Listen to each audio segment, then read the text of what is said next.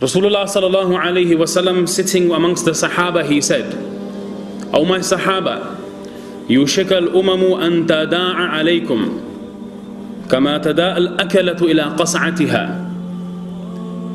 A time will come where how you one another, you call yourselves, call each other to a plate, to a banquet. How people who are consuming food, they call one another. People will call one another to consume this ummah in exactly the same way. يُوشِكَ الْأُمَمُ أَن تَدَاعَ عَلَيْكُمْ. People will call one another against you. Similarly, just as how you people call one another to a plate of food. Why did Rasulullah sallallahu alaihi wasallam give the example and the tashbih with food? Food is not something that can fight back. Food cannot offer any resistance. Food has not got a choice in what you eat, what you leave. If you half eat something, the food cannot object.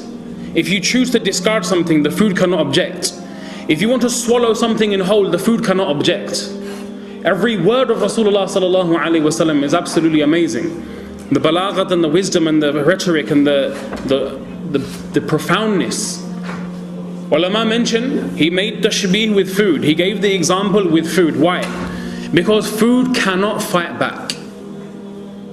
When the Sahaba radiyallahu ta'ala anhum ajma'in, they heard this, it was extremely difficult for ever them to perceive a condition like this fall in the ummah of the Prophet sallallahu alaihi wasallam.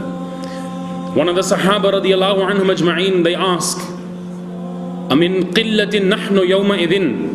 O Prophet of Allah, will it be because we are few in number? Will it be because we are less? Will it be because our numbers have diminished and dwindled? The Prophet sallallahu alaihi wasallam, he said, "Bal antum yawma idhin kathir." No, my Sahaba, rather you will be massive in number. وَلَكِنَّكُمْ غُثَاءٌ كَغُثَاءِ السَّيْلِ. But you will be as insignificant as the scum in the flood. When floods come, they bring dirt and filth with it. You will be just like this. You will have no izzat in society. You will have no maqam in the sight of the people. You will have no prominence left in the worldly life. You will not be able to call respect like you once did. Badr, 313 Sahaba. Enemy of Makkah, the Quraysh, 1,000. Victory belonged to this ummah. The battle of Uhud, 700 against 3,000. Initially, due to mistake, later on Muslims suffered, but victory was initially for this ummah. The battle of Khandaq, 3,000. Enemy 24,000. Victory belonged to this ummah. The battle of Sham, enemy Muslims 1,000. Enemy of that time 100,000. Victory still belonged to this ummah. The battle of Muta, Muslim 3,000. Enemy Byzantine Qaba'il of Arab 200,000. By the qasam of Allah, victory still belonged to this ummah. Amin qillatin nahnu yawma idhin. Are we going to be less in number? Bal antum yawma idhin kathir. You'll be in multitudes. You'll have many people. You'll be insignificant. You won't have no haysiyat in this world.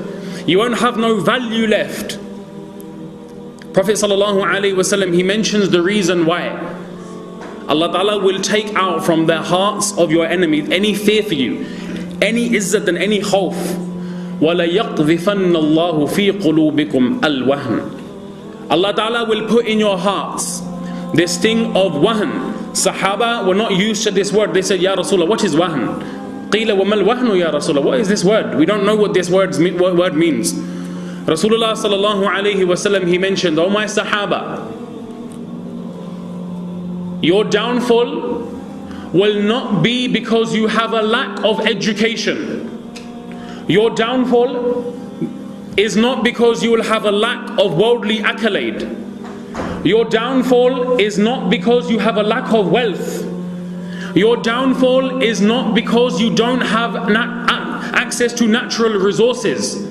Your downfall is not because of the fact that you have no longer got big buildings, big businesses. No, my Sahaba, the cause for your downfall will be two.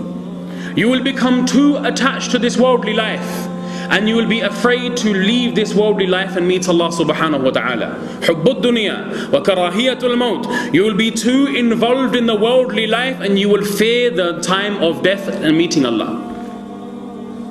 What's happened to this ummah? We want to sit, we want to think of the reasons. Everyone will have their own theory. Everyone will come up with their own plan. How to make the ummah back to normal. If you do this, this will happen. If you do that, that will happen. Sahaba radiallahu anhum ajma'in, they understood deen. They were the true heroes of Islam. They were the true people who were the flag bearers of Islam. They held the standard of La ilaha illallah and Muhammadur Rasulullah. We are no longer that ummah of izzah. We are no longer that ummah that has any prominence left in the world. Our downfall will not be a lack of education or weaponry or money or business. Yes, these things will be needed in their respective place.